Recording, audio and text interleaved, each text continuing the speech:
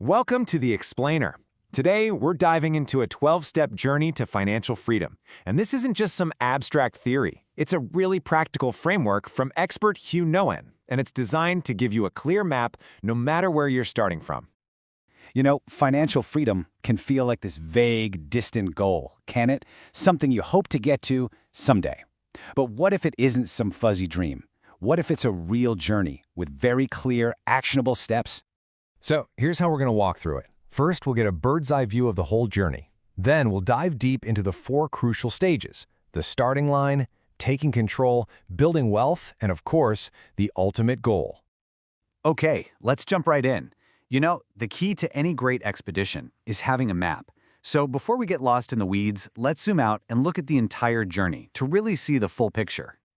So the entire path, all 12 steps, they're broken down into these 4 distinct stages, and the whole point is to systematically move you from a place of financial stress and insecurity to a place of true, lasting freedom.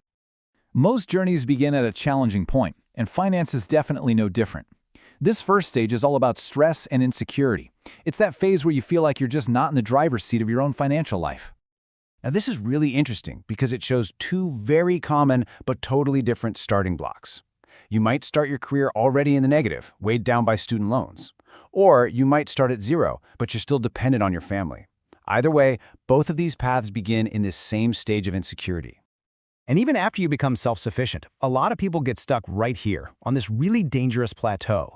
Living paycheck to paycheck means you are just one surprise, a car repair, a medical bill, away from a real crisis. And that creates this constant nagging anxiety in the back of your mind. So how do you get off that plateau? Well, that brings us to the next stage, taking control. This is what you could call the enlightenment phase, where you stop just reacting to your finances and you start proactively managing them. It really boils down to taking 3 concrete actions. First, you have to meticulously track where every single dollar is going. Second, you systematically attack and eliminate that high-interest bad debt. And third, you create a real structure for your cash flow. Organizing your cash flow just means creating separate buckets for your money. You've got your everyday account for bills and groceries, a savings account for specific goals, a fund for true emergencies, and then a sinking fund for those big purchases you know are coming, like a new car. This system is so crucial because it keeps you from accidentally spending your safety net. Completing this stage is a huge milestone. It is the first time you create a real financial buffer for yourself. That constant feeling of dread, it starts to disappear, and you can finally breathe a little easier, knowing you have a solid foundation to build on. Okay, so once that foundation is secure, it is time to go on the offensive. This is the wealth-building phase, where you make the big switch from just saving money to making your money start working for you. This quote from investor Kevin O'Leary just perfectly captures the mindset shift. You are no longer just defending your financial position. Now, you are actively deploying your capital, your soldiers, to go out into the world and capture more value, growing your wealth even when you're sleeping. Now, this stage isn't a straight line. It's really about 2 things happening at the same time. You're actively investing your capital into a portfolio while also working to create new income sources that aren't tied to your time. It's a multi-pronged attack on building wealth. So after what can be a long period of building and being disciplined, you finally reached the last stage, the destination you've been working towards this whole time. And this financial nirvana actually has 3 distinct levels of achievement. The very first milestone you'll hit is financial security. Think of this as the ultimate safety net. It means that even if you couldn't work another day in your life, your passive income would cover your fundamental needs: food, shelter, utilities, forever. Next up, you level up to financial independence. Now, this is the big goal you hear about all the time.